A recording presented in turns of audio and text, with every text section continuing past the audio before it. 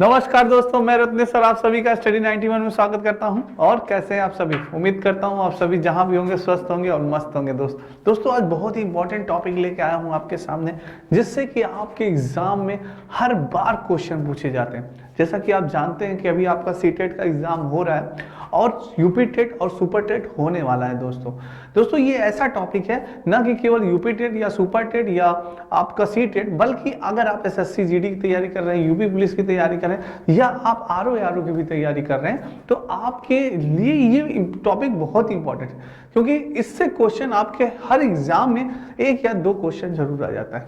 और आपका टॉपिक है दोस्तों हमारी सब्जियों से जुड़े महत्वपूर्ण तथ्य। सब्जियां दोस्तों, वेजिटेबल्स से हमेशा जुड़े एक या दो क्वेश्चन हर टॉपिक हर एग्जाम में पूछ लिया जाता है दोस्तों। तो इसलिए आज का सेशन बहुत ही धमाकेदार होने वाला है। एक बार सभी लोग दोस्तों ज़्यादा से ज़्यादा लाइक कर दें और एक बार शेयर कर दें दोस्तों, ठीक है। तो आइए स्टार्ट करते हैं अपना सेशन। सभी को राधे राधे, जय श्री कृष्ण, जय श्री राम। आइए दोस्तों सर्वप्रथम हिंदी का बैच जो है वो 999 रुपए में, यूपी टेट का बैच आपका 999 रुपए में दोस्तों, और सुपर टेट का बैच 1799 रुपए में। आरओ का जो आपका बैच है दोस्तों वो 499 रुपए में, और एसएससी जीडी का बैच आपका 699 रुपए में, और वीडियो मॉक टेस्ट आपका 249 रुपए में। अब सिलेक्शन ही एकमात्र लक्ष्य है स्टडी 91 का। सिर्फ एक ही लक्ष्य है कि आपका सिलेक्शन हो जाए दोस्तों कहीं ना कहीं। और आपको अगर इन बैचेस को लेने में कोई दिक्कत या परेशानी होती है तो आप इस नंबर पे कॉल कर सकते हैं 700007734525 पे आप कॉल कर सकते हैं दोस्तों, ठीक है। आइए दोस्तों स्टार्ट करते हैं अपना सेशन। सबसे पहले हमारा टॉपिक है दोस्तों विदेश से आने वाली सब्जियां। आप जानते हैं कि आखिर विदेश से हमारे देश में कौन कौन सी सब्जियां आती हैं? नहीं जानते तो बिल्कुल आइए बताते हैं आपको दोस्तों। सबसे पहले साउथ अमेरिका की बात करते हैं। साउथ अमेरिका से आखिर हमारे देश से कौन कौन सी सब्जियां आती हैं? दोस्तों कॉपी कलम लिए रहिएगा, जितना आप लिखेंगे उतना याद होगा। आप अपने रत्नेश सर के साथ लिखिए। साउथ अमेरिका से दोस्तों क्या लिया जाता है? साउथ अमेरिका से दोस्तों सर्वप्रथम लिया जाता है हरी मिर्च। क्या लिया जाता है? हरी मिर्च ली जाती है। और क्या लिया जाता है? अरे भाई टमाटर भी हमारे साउथ अमेरिका से ही आता है, और आलू भी आता है। क्या आता है? आलू भी आता है। अब सोचिए हमारे साउथ अमेरिका से दोस्तों हरी मिर्च, टमाटर, आलू, तीन सब्जियां आती हैं। तुरंत लिखिए साउथ अमेरिका से क्या आता है भाई? आलू आता है, हरी मिर्च आती है, और क्या आता है? टमाटर आता है। क्या आता है? टमाटर आता है। ये तीन हमने हरी मिर्च, टमाटर, आलू। अब आपको याद हो गया कि भाई साउथ अमेरिका से हमारी ये तीन महान सब्जियां आती हैं। आलू आती है, हरी मिर्च आती है और टमाटर आती है। किससे? साउथ अमेरिका से। ऐसे दोस्तों याद करने का ये बहुत आसान तरीका है। जितना आप लिखेंगे आपको याद होगा। और अपनी मेमोरी का भी टेस्ट करते रहिए कि आपको याद हो रहा है कि नहीं हो रहा है। हाँ, लिखते रहिए। अब भाई यूरोप से क्या क्या आए, अब बात करते हैं कि आखिर हमारे यूरोप से कौन कौन सी सब्जियां आई। अभी तक तो हमें पता चल गया कि हाँ भाई ये आ गया। अब यूरोप से बात करते हैं कि गोभी और मटर जो है वो यूरोप से आई। यूरोप से हमारी कौन कौन सब्जियां आई? अरे हाँ भाई, जो गोभी आप वो मटर खाते हैं वो कहाँ से आई? यूरोप से आई। कहाँ से आई? यूरोप से आई। तो गोभी और मटर, तुरंत लिखिए यूरोप से कौन कौन सी सब्जियां आई?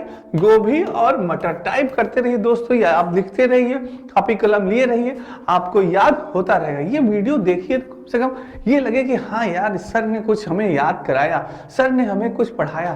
तो दोस्तों मैं ऐसा पढ़ाता हूं कि एक बार आप भूल के दिखाइए। कैसे भूलेंगे? आखिर भाई यूरोप से हमें क्या मिलता है? यूरोप से हमें गोभी और मटर प्राप्त होता है दोस्तों। तो इसलिए अगर जितना मैं कह रहा हूं वैसा आप करते जाएंगे तो आप कभी भूलेंगे नहीं। आप तुरंत लिखिए। आपने पढ़ा अरे यूरोप से क्या प्राप्त होता है? यूरोप से गोभी और मटर। तुरंत लिखिए गोभी मटर कहां से? यूरोप से। गोभी मटर एक दो बार लिख लीजिए इसको। गोभी और मटर कहां से भाई? यूरोप से आते हैं। अब आता है भाई अफ्रीका से बात। अफ्रीका से हमारा क्या आता है? अफ्रीका से हमारी कॉफी आती है और भिंडी आती है। अफ्रीका से क्या आता है? हमारा कॉफी आता है दोस्तों और भिंडी आती है। अच्छा, अफ्रीका से हमारी कॉफी और भिंडी आती है। तुरंत लिखिए अफ्रीका से क्या आती है? अफ्रीका से कॉफी और कॉफी और भिंडी आती है दोस्तों। अफ्रीका से क्या आता है? कॉफी और भिंडी आती है। तुरंत ये चीज आप जैसे लिखते जाएंगे आपको याद होता जाएगा। अब हमारा बचा सोयाबीन। सोयाबीन आता कहां से? चीन से। चीन से क्या आया? सोयाबीन। सोयाबीन कहां से आया? चीन से आया। बस तुरंत इसको लिखिए आप। सोयाबीन चीन से क्या आया? सोयाबीन आया। चीन से क्या आया? सोयाबीन आया। इसको लिखिए दोस्तों। ऐसे जितनी बार आप लिखेंगे उतना आपको याद होगा। और इसको एक बार रिवाइज कर लीजिए, तुरंत ऐसे रिवाइज करिए। हरी मिर्च टमाटर आलू कहां से आया? साउथ अमेरिका से। हरी मिर्च और टमाटर आलू कहां से आया? साउथ अमेरिका से। गोभी और मटर कहां से आई? यूरोप से आई। गोभी और मटर कहां आए?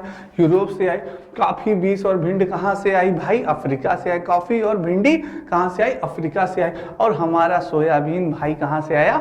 चीन से आया। ठीक है, ये चीजें अब आपको याद हो गई होंगी, मुझे नहीं लगता कि आप भूलेंगे। अब बात करते हैं कि पौधे का भाग जिसे हम खाते हैं, पौधे के कौन से भाग का हम सेवन करते हैं, वो भी जानना बहुत ही जरूरी है। कभी कभी हमें सब पूछ देता है आपके एग्जाम से। जैसे आपसे पूछेगा कि जड़ क्या क्या होते हैं। जड़ दोस्तों अगर बात की जाए कि पौधों में जड़ कौन सा होता है, तो पौधों में जड़ सबसे नंबर 1 हमारी होती है मूली। क्या होती है? मूली।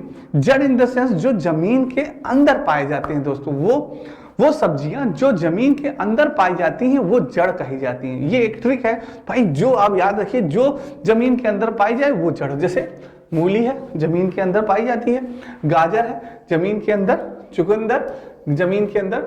टिपियोका, जमीन के अंदर। और शकरकंदी, ये सारी जो है ये सारी जमीन के अंदर पाई जाती हैं। इसको आप एक ट्रिक बता सकते हैं या याद करने के लिए, ये सारी जमीन के अंदर इनकी यानी उपज होती है। जमीन के अंदर दोस्तों, जमीन के अंदर ही इनका यानी ये पाई जाती है, जमीन के अंदर ही उगाई जाती हैं ये सारी। आपने देखा ना, मूली नीचे रहती है, ऊपर पत्ता रहता है। गाजर में देखा होगा, हरा हरा पत्ता ऊपर, गाजर नीचे दोस्तों। तो ये क्या है? ये जड़ कही जाती है, यानी सारी जमीन के अंदर पाई जाती हैं ये सब चीजें। अब तना की बात की जाए, जो तना दोस्तों होता है आपका वो ऊपर रहता है। जैसे आलू हो गया, प्याज हो गया, अदरक हो गया, ये क्या है? तना कहा जाता है। जैसे नहीं होता तना, तो ये क्या है? तने में आपका क्या आता है? तने में आपका आलू आता है, प्याज आता है, अदरक आता है। लिखते जाइए, तुरंत लिखिए। तना में क्या है? आलू आया, प्याज आया, अदरक आया, तना। अब पत्ती की बात की जाए, जो जो पत्तियां होती हैं, जो हमारे ऊपर पत्तियां होती हैं, जैसे धनिया की पत्ती हो गई, पत्ता गोभी हो गई, अरबी हो गई, पालक हो गई, कड़ी पत्ता, ये ऊपर रहती है। ये क्या होती है? ऊपर होती है, जैसे कि ऊपर उगाई जाती हैं, ये सारी चीजें पाई जाती हैं। जैसे धनिया हो गया, पत्ता गोभी हो गया, अरबी हो गया, पालक, कड़ी पत्ता। तुरंत लिखिए, पत्तियों में क्या आते हैं? अरे भाई धनिया हो गया, पत्ता गोभी हो गया, अरबी हो गया, और कड़ी पत्ता हो गया, पालक हो गया, ये सब क्या है? पत्तियां। ठीक है, अब बीज की बात की जाए दोस्तों, बीज भी बहुत इंपॉर्टेंट है, कई बार पूछा गया है आपके एग्जाम में। बीज है, चना है दोस्तों। चना क्या है? ये हम चना खाते हैं, बाजरा खाते हैं, सरसों खाते हैं, गेहूं खाते हैं, धान खाते हैं, ये सारी क्या है? बीज हैं दोस्तों। बीज में हमारा क्या गया? बीज में तुरंत लिखिए, बीज में क्या आ गया? चना आ गया, बाजरा आ गया, सरसों आ गया, गेहूं आ गया, धान, ये क्या? ये बीज हैं दोस्तों। अब बात करते हैं फूल की। फूल में हम क्या खाते हैं? फूल में हम सहजन खाते हैं। फूल में हम क्या खाते हैं? सहजन खाते हैं। और केला, फूल में सहजन हो गया, केला हो गया, और कचनार हो गया दोस्तों। क्या हो गया? कचनार हो गया। अब फली की बात की जाए तो फली में क्या हो गया? मटर हो गया। फली में क्या हो गया आपका? मटर हो गया। तो इस तरह दोस्तों आप याद कर सकते हैं, और इसको एक बार लिखिए, लिखते रहिए, जितना लिखेंगे तुरंत लिखिए। तुरंत लिखिए दोस्तों, जड़ में क्या है? जड़ में मूली है, जड़ में गाजर है, चुकंदर है, टोपियोका है, शकरकंदी है, जड़ में। ठीक है, पौधों का भाग जिसे हम खाते हैं। तना में क्या है? तना में तुरंत लिखिए दोस्तों, आलू है, प्याज है, अदरक। तना में आलू, प्याज, अदरक। ऐसे पत्ती में भैया क्या है? पत्ती में धनिया है, पत्ता गोभी है, पालक है, अरबी पालक है, कड़ी पत्ता है, ये क्या है? पत्ती है दोस्तों। ठीक है, बीज की बात की जाए, चना है, बाजरा है, सरसों है, गेहूं है, धान। चना, बाजरा, गेहूं, सरसों, धान, ये सब क्या है? ये बीज हैं दोस्तों। ठीक है, और फूल में क्या है? सहजन है, केला है, और कचनार है। फूल में क्या है? सहजन, केला और कचनार। फली में क्या है भाई, मटर की फली। तो ऐसे दोस्तों बोल बोल के लिख लिख के, अरे भाई कैसे नहीं याद होगा, आपको नहीं याद होगा तब किसको याद होगा दोस्तों। बस हम रत्नेश सर आपको बता रहे हैं ना, ऐसी ट्रिक लिख लिख के याद करिए, बोल बोल के पढ़िए। देखिए जो पहले के बच्चे होते हैं कितना याद कराया जाता है, बेटा बाढ़ो 2 दूनी 4, 2 चौका 8, 2 पंचे 10, 2 छंग 12, तो ऐसे रटा रटा के पढ़ाया जाता था दोस्तों। तो यानी आप भी वो चीज कर सकते हैं, तभी आपको याद होगा, नहीं तो याद नहीं होगा। रट रट के बोल बोल के पढ़िए, बोल के पढ़िए, लिख के पढ़िए। मैं नहीं कह रहा आप रटिए, बस उसको लिखिए और बोलिए। जितना आप लिखेंगे, बोलेंगे, समझेंगे, याद हो जाएगा आपको। ठीक है दोस्तों, नेक्स्ट चलते हैं। अब घास की थोड़ी सी बात की जाए दोस्तों, घास की बात की जाए, घास की अगर बात की जाए दोस्तों, तो घास का पौधा जितना जमीन के ऊपर होता है, घास का पौधा जितना जमीन के ऊपर, घास की क्वालिटी दोस्तों देखिए कि जितना वो जमीन के ऊपर होता है उससे कहीं ज्यादा जमीन के अंदर फैला हुआ होता है। ये घास की क्वालिटी होती है। तो आपको लगेगा कि अरे घास तो इतनी सी है, जरा उसको उमाकिए, अरे बहुत मजबूत होती है। कभी आप लोगों ने उमाका होगा तो आपको आभास हुआ होगा, अरे यार देखने में तो घास बहुत छोटी लग रही थी, पर ये तो बहुत ही यानी कि फैली हुई है, तो वो बहुत मजबूत होती है दोस्तों। तो वही चीज है कि घास का पौधा जितना जमीन के ऊपर होता है उससे कहीं ज्यादा जमीन के अंदर फैला हुआ होता है। घास की जड़ें बहुत ही मजबूत होती हैं। घास की जो जड़ें होती हैं, क्योंकि वो बहुत दूर तक फैली होती है ना दोस्तों, इस वजह से वो बहुत ही मजबूत होती हैं। तो ये जड़ें बहुत मजबूत होती हैं। इन्हें खुरपी से भी खोद कर निकाला जा सकता है। खुरपी आप लोगों ने देखा होगा दोस्तों ना, गाँवों में आप लोगों ने देखा होगा, इस आकार की खुरपी बनी होती है। हाँ, इस आकार के ऐसे बेट उट लगा रहता है, आपने देखा होगा।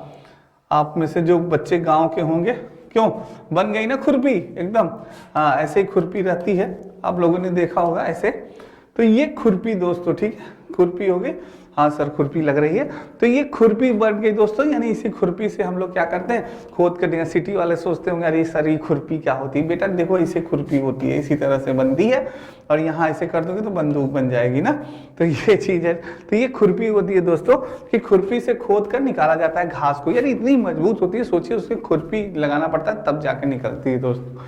ये चीज हो गया। नेक्स्ट बात करते हैं दोस्तों, जल्दी खराब होने वाले, कुछ दिनों तक रखे जा सकने वाले फल और सब्जियां दोस्तों। ठीक है, फल और सब्जियों की बात करते हैं दोस्तों। जैसे जल्दी खराब होने वाले, जो जल्दी खराब होते हैं, जैसे कि आपके कुछ ऐसी सब्जियां होती हैं जो कि जल्दी खराब हो जाती हैं दोस्तों। जैसे कौन कौन सी सब्जियां हैं जो जल्दी खराब हो जाती हैं, जैसे हो गया दोस्तों आपका पालक हो गया। पालक ये है वो बहुत जल्दी खराब होती है। केला हो गया, ये भी दोस्तों अगर आपने इसको थोड़ा सा संभाल के नहीं रखा तो ये भी बहुत जल्द खराब होता है। फूल गोभी हो गया, टमाटर हो गया, खीरा हो गया, अंगूर भी दोस्तों अगर आपने सही से नहीं रखा तो अंगूर भी खराब हो सकता है, और बैगन भी। ये ऐसी सब्जियां हैं दोस्तों, अगर आपने इनको थोड़ा सा जैसे फ्रीज में, अब आप आदमी क्या करता है फ्रीज में रख देता है तो वो चलती। अगर आपने फ्रीज में नहीं रखा दोस्तों तो ये सब्जियां बहुत ही जल्द खराब होने वाली होती हैं। ठीक है, ये एक दिन, मुश्किल से एक दिन चल जाएगी, बस एक दिन से ज़्यादा आई थिंक नहीं चल पाएगी। पर जो ये सब्जियां होती हैं दोस्तों, जैसे आपकी लौकी हुई, ये 2 दिन 3 दिन चल जाएगी। आलू हुआ, आलू आराम से 3 दिन 4 दिन चल जाता है। प्याज भी आप जानते हैं 3 से 4 दिन 5 दिन 1 हफ्ते तक आराम से चल जाता है, रखा है अगर सही से, उसे कोई फ्रीज की आवश्यकता नहीं। नाशपाती है, ये भी दोस्तों आराम से चल जाता है, इसे आवश्यकता नहीं है। चीकू है, अदरक है, अनानास है, ये ऐसे फल हैं कि इन्हें आप अगर फ्रीज में नहीं रखते हैं तो भी ये आराम से 2 से 3 दिन 4 दिन 5 दिन आराम से चल जाएंगे। पर ये जो है दोस्तों, ये जल्दी खराब होने वाले होते हैं। ठीक है, तो कभी कभी पूछ देता है कि जल्दी खराब होने वाले फल और कम खराब होने वाले। ठीक है, अब बात करते हैं कि पादपों में परिस्थितिक अनुकूलन दोस्तों। पादपों में परिस्थितिक अनुकूलन क्या होता है, जैसे कि जलोदित दोस्तों। जलोदित क्या होते हैं, जलोदित आखिर क्या होता है? ये पौधे बहुत अधिक तक जल वाले स्थान पर पाए जाते हैं। जलोदित पौधे जो होते हैं दोस्तों, बहुत अधिक जल वाले स्थानों पर पाए जाते हैं। ये पौधे पूरी तरह से, इनकी जड़ें, प्रकंद आदि जल में डूबे हुए थे। पूरी तरह से दोस्तों पानी में क्या होते हैं, डूबे रहते हैं। आपने देखा होगा डूबे रहते हैं, और जल में डूबे रहने व मंद प्रकाश के कारण ये पौधे पतले व कोमल होते हैं। क्या होते हैं? कोमल होते हैं। जैसे आपने कमल का फूल देखा होगा दोस्तों, तो वो क्या होता है? पूरी तरह से जलोभित होता है, पूरी तरह से यानी कि जल में डूबा रहता है। तो देखिए उसकी कमल की पंखुड़ियां, कमल की सारी चीजें कितनी कोमल होती हैं दोस्तों, ठीक, कितना सुंदर लगता है। तो वो जलोदित पौधे होते हैं, यानी वे पौधे जो पूरी तरह से जल में डूबे हुए होते हैं, वो जलोदित पौधे होते हैं। अब समोदित क्या होते हैं? समोदित ये पौधे समान स्थानों पर उगते हैं जहां की मिट्टी न तो अधिक शुष्क हो और न बहुत ही नमी वाली हो दोस्तों, ठीक है। कहा यानी समोदित वो है जहां की मिट्टी न तो अधिक क्या हो, शुष्क हो, और न ही बहुत ही नमी वाली होती है। इन पौधों को मिट्टी में ऑक्सीजन व खनिज लवण भी पर्याप्त मात्रा में क्या होते हैं, मिलते रहते हैं दोस्तों, ठीक है। सतृष्टीय पौधों में ये पौधे सबसे अधिक पाए जाते हैं। इसके अंतर्गत वन, बाग, बगीचे आदि में उगने वाले सभी सामान्य पेड़ पौधे आते हैं। ये किस में आते हैं? समोदित आते हैं दोस्तों, जिससे कि आपको बहुत ही ज्यादा न आपको पानी देने की आवश्यकता रहती है, बहुत ज्यादा यानी वो नहीं होता इनकी, यानी कि इनकी नमी होती है दोस्तों। क्या होता है अभी बताया ना, वहां की मिट्टी न तो अधिक शुष्क होती है, न तो बहुत ही अधिक नमी वाली होती है, न ही बहुत नमी वाली होती है। इन पौधों को मिट्टी में ऑक्सीजन, खनिज लवण भी पर्याप्त मात्रा में मिलता रहता है। जैसे आपने बगीचा देखा होगा, आम का पेड़ हो गया, ये सब हो गए दोस्तों, इन्हें बहुत ज्यादा जरूरत नहीं होती केयर की। तो ये क्या होते हैं? समोदित पौधे माने जाते हैं दोस्तों, ठीक है।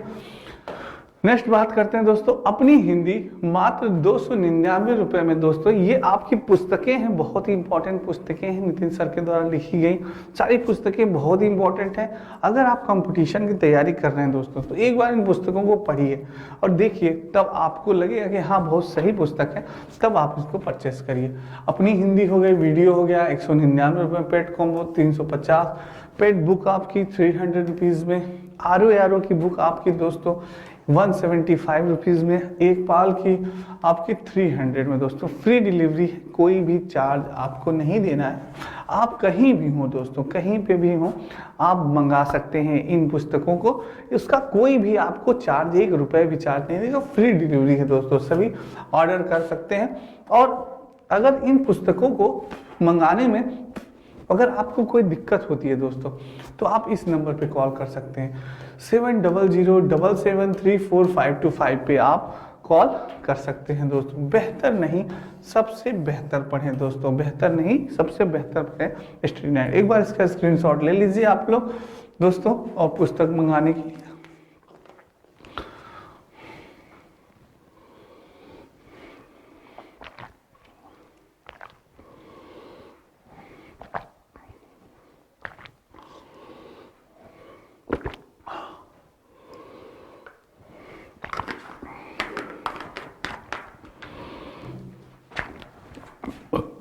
आइए दोस्तों,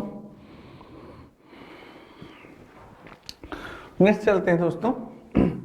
मरोदित पौधा आखिर क्या होता है? मरोदित पौधे यानी इन पौधों को मरुस्थलीय पौधे भी कहते हैं, जहां मृदा में पानी की कमी होती है और तापमान अधिक होता है, जैसे मरुस्थल आदि ऐसे स्थान पर ये पौधे पाए जाते हैं। मरोदित पौधे यानी कि ये पौधे मरुस्थलीय पौधे, मरोदित यानी कि मरुस्थलीय पौधे जहां पे मृदा में पानी की कमी होती है। मृदा मरुस्थलीय यानी मृदित, मरोदित से नाम है यानी मरुस्थलीय, यानी जहां पे पानी की कमी होती है दोस्तों, वो क्या होते हैं? मरुदित पौधे होते हैं और तापमान में अधिक होते हैं, जैसे मरुस्थल आदि में ऐसे स्थान पर ये पौधे पाए जाते हैं। जैसे आपने बबूल का पौधा देखा होगा, और भी कांटे होते हैं नुकीलेदार, जो कि उसका होगा दोस्तों, एक नाशपाती जैसे होता है ना, एक होता है कांटा नहीं आ रहा, बबूल हो गया, और एक और है जिसको याद नहीं आ रहा मुझे, तो वो होता है दोस्तों, वो सब कांटे होते हैं। उस प्रकार के जो पौधे दोस्तों उगाए जाते हैं वो क्या होते हैं? वो मरुस्थलीय पौधे होते हैं, जिन्हें कि पानी की कमी, बिना पानी की कमी के भी वो क्या होते हैं? उगाते हैं दोस्तों, ठीक है। तो उन्हें क्या कहा जाता है? मरुस्थलीय पौधे कहा जाता है। अब बात करते हैं लवणोदित दोस्तों। लवणोदित क्या होता है? जिस मिट्टी में सोडियम क्लोराइड, मैग्नीशियम सल्फेट तथा मैग्नीशियम क्लोराइड की अधिकता होती है। क्या होती है? अधिकता होती है दोस्तों, अधिक मात्रा होती है, वो वलड़ीय यानी खारी मिट्टी कहलाती है। तथा ऐसी मृदा में उगने वाले पौधों को लवणोदित पौधे भी कहते हैं। इन स्थानों पर जल की उपस्थिति होने पर भी पौधे मृदा से जल को अवशोषित नहीं कर पाते। सोचिए, जल होते हुए भी ये मृदा से जल को अवशोषित नहीं कर पा रहे हैं दोस्तों, ये चीज है, ठीक है, लवणोदित पौधे। नेक्स्ट बात करते हैं दोस्तों सिंचाई। अब बात करते हैं सिंचाई पे, पौधों की सिंचाई पे हमें क्या ध्यान देना चाहिए, कैसे सिंचाई होती है, सारी चीजों। पौधों की उपयुक्त वृद्धि व तब विकास के लिए जल देने की प्रक्रिया को सिंचाई कहते हैं। उपयुक्त वृद्धि तत्व विकास के लिए देने वाली प्रक्रिया को, जल देने वाली प्रक्रिया को क्या कहते हैं, सिंचाई कहते हैं।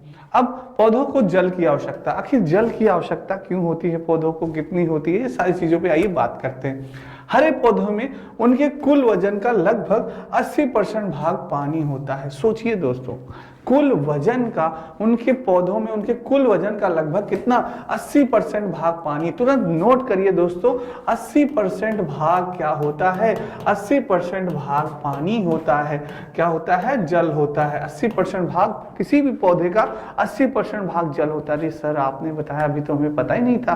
बिल्कुल दोस्तों, यानी हरे पौधों में कुल वजन का लगभग 80% भाग क्या होता है, पानी होता है। पौधों की जड़ें जलीय घोल के रूप में अपना भोजन लेती हैं। सोचिए, जलीय घोल के रूप में अपना भोजन लेती हैं।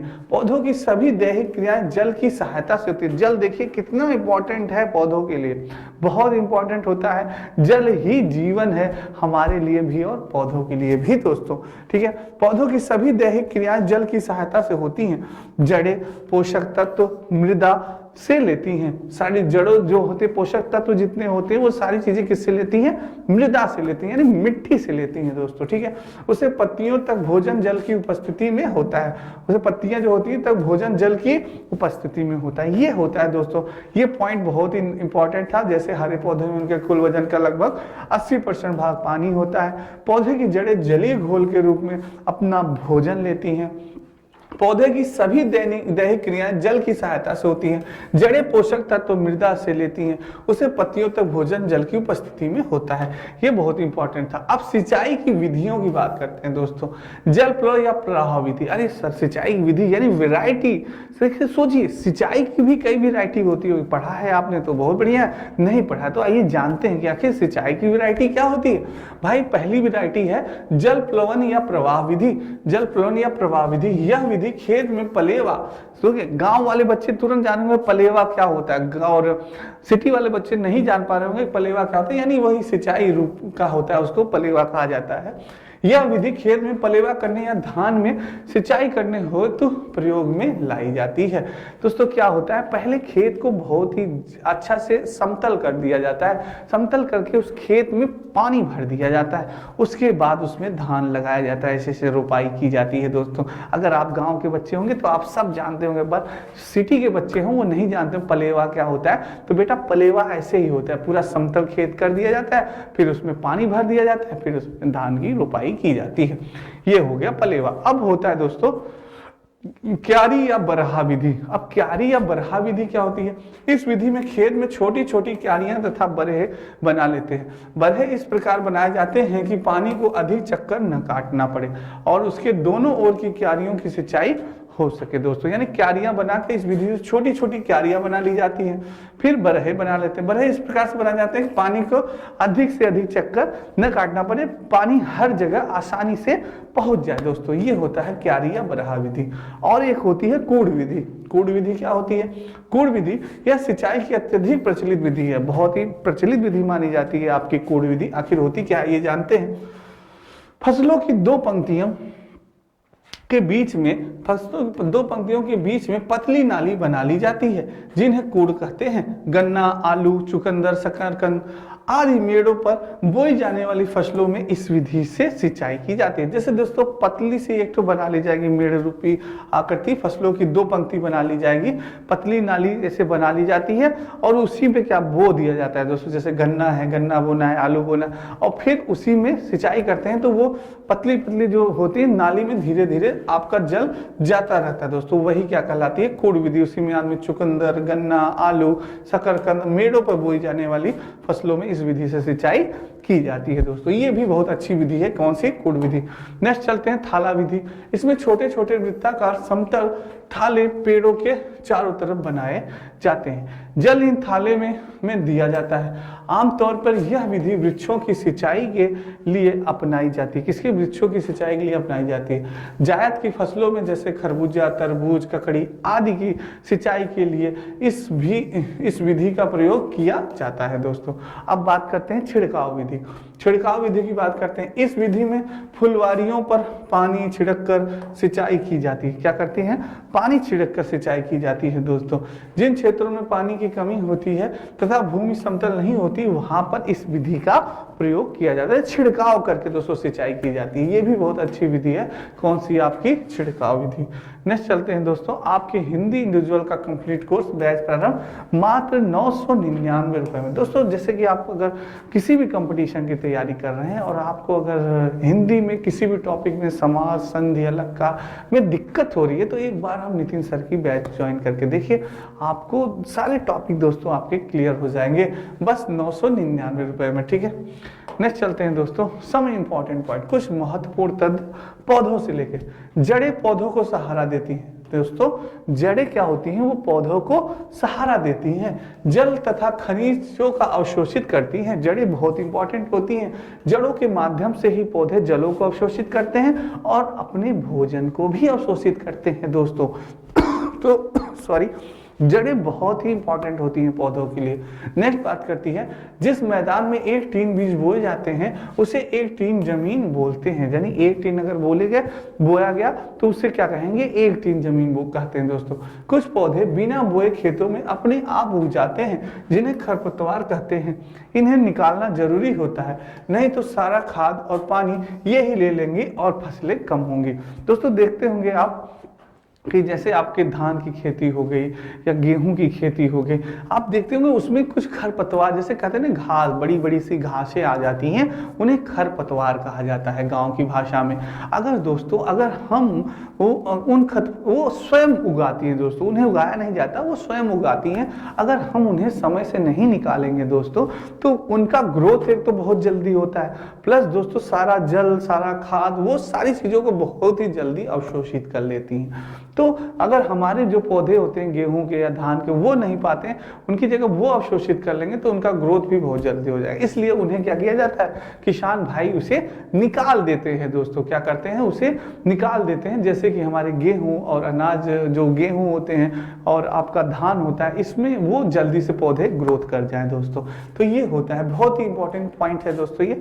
कुछ पौधे बिना बीज के उगते हैं, कुछ पौधे जो बिना बीज के ही उगाते हैं दोस्तों, जैसे गुलाब, गन्ना और केला। जैसे गुलाब हो गया, गन्ना हो गया और केला होते हैं, ये बिना बीज के ही उगाते हैं। इनके जड़ इनके वो लगाए जाते हैं, कहते हैं जैसे कि कहते हैं ना दोस्तों की इनकी वो काट ली जाती है आपके कलम बना के, जैसे नहीं काटा जाता है इनके, यानी कि तने को काट दिया जाता है, कलम की तरह काट लेते हैं और उसको फिर लगा देते हैं। कलम, गन्ना हुआ, यो हुआ, उसको काट के लगा दिया जाता है, कलम कहा जाता है दोस्तों। हम लोग ना गुलाब का कलम लगा दो भाई, तो ऐसे ही दोस्तों काट के लगा दिया जाता है। गन्ने का, केले का, तो वो क्या होता है? उसका बीज की आवश्यकता नहीं होती, बिना बीज के भी ये क्या होते हैं? उगाते हैं दोस्तों, लग जाते हैं। ये छोटे पौधों की जड़ें जमीन के अंदर 2 से 10 इंच तक अंदर होती हैं।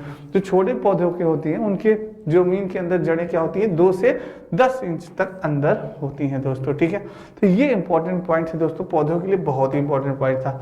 बड़े पौधों की जड़ें जमीन के अंदर 10 फीट से भी ज्यादा गहराई तक जाती हैं। सोचिए, बड़े पौधों की यानी कि ज्यादा अंदर तक जाती है, 10 फीट गहराई तक अंदर जाती है। मुरझाए हुए पौधों को पानी देने से उनकी पत्तियां फिर से हरी हो जाती हैं, क्योंकि जमीन से मिलने वाली आवश्यक तत्व पानी के सहारे ही पत्तियों तथा पौधों के अन्य भाग तक जाते हैं। अब सोचिए, वो एक पौधा मुरझाया हुआ है दोस्तों, पर उसको जैसे ही आप पानी देंगे वो फिर से हरा भरा हो जाता है, फिर से उसमें जान आ जाती है। तो ये बहुत इंपॉर्टेंट होता है, क्योंकि पौधे दोस्तों जैसे ही उनको सारी खाद्य पदार्थ या जल मिलता है, वो सारी पत्तियों से लेकर जड़, तना, सारी जगह फैल जाता है दोस्तों।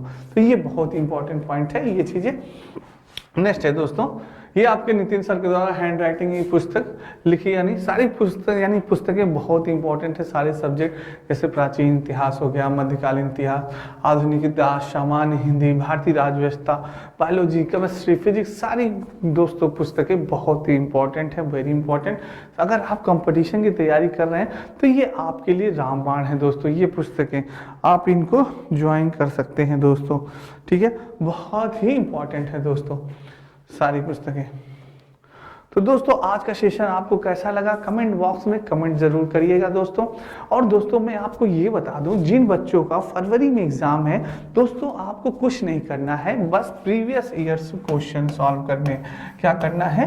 प्रीवियस ईयर्स क्वेश्चन दोस्तों आपको सॉल्व करने। प्रीवियस ईयर्स क्वेश्चन जितना ज़्यादा से ज़्यादा हो जाए प्रीवियस ईयर्स क्वेश्चन सॉल्व करिए। प्रीवियस ईयर्स क्वेश्चन सॉल्व करेंगे तो आपको एक आइडिया मिल जाएगा दोस्तों कि आखिर किस प्रकार के क्वेश्चन आते हैं। और आप देखते ही हैं कि कैसे क्वेश्चन आ रहे हैं, आपने देखा ही होगा, मैंने अभी एग्जाम एनालिसिस करवाए थे कुछ वीडियो कि जो कि एग्जाम में पूछे जा रहे हैं दोस्तों। देखिए सिलेबस के अकॉर्डिंग ही क्वेश्चन पूछा जा रहा है, बस 10 से 15 क्वेश्चन ऐसे आ रहे हैं जो कि आउट ऑफ सिलेबस है दोस्तों, आउट ऑफ सिलेबस है 10 से 15। तो आप 10 से 15 क्वेश्चन के पीछे दोस्तों मत भागिए, आप अपना टारगेट बनाइए 140 130 140 130 दोस्तों। अगर आप इसके अंदर हैं 140 130 अगर आप अटेम्प्ट कर रहे हैं यानी बहुत अच्छी कंडीशन में है दोस्तों। तो जो चीज आप पढ़ चुके हैं, यानी कि जो चीज आप पढ़ चुके, मैं नहीं कर रहा आप नई चीज मत पढ़िए, पर मेरा ये कहना है जो चीज आप पढ़ चुके हैं उसको और भी अच्छे से रिवाइज करिए, जैसे कि आपको एकदम सॉलिड याद हो जाए कि अगर उस टॉपिक से एक भी क्वेश्चन आया तो वो गलत नहीं होगा। जैसे जीन प्याजे हो, जैसे कि आपका ये हो गया, जड़ हो गया, तना हो गया, पौधे हो गए, जीव जंतु हो गए, ये सारी चीजें दोस्तों आप पढ़ते रहिए, उसको पढ़ लीजिए। सौरमंडल हो गया, वायुमंडल हो गया, इसको एक बार आप पढ़ लीजिए, सारी वीडियो मेरी देख लीजिए, बहुत ही इंपॉर्टेंट है। और पौधे हो गए, जानवर से हो गए दोस्तों, स्लॉथ हो गया, तो ये सारी चीजों को पढ़ लीजिए, जैसे कि अगर इनसे दोबारा क्वेश्चन पूछा जाए तो गलत आपका ना हो दोस्तों। तो दोस्तों अगर आपको वीडियो अच्छी लगी हो तो एक बार लाइक जरूर कर दीजिएगा, शेयर जरूर कर दीजिएगा सभी को। आज के लिए इतना ही, सभी को राधे राधे, जय श्री कृष्ण दोस्तों और जय हिंद दोस्तों।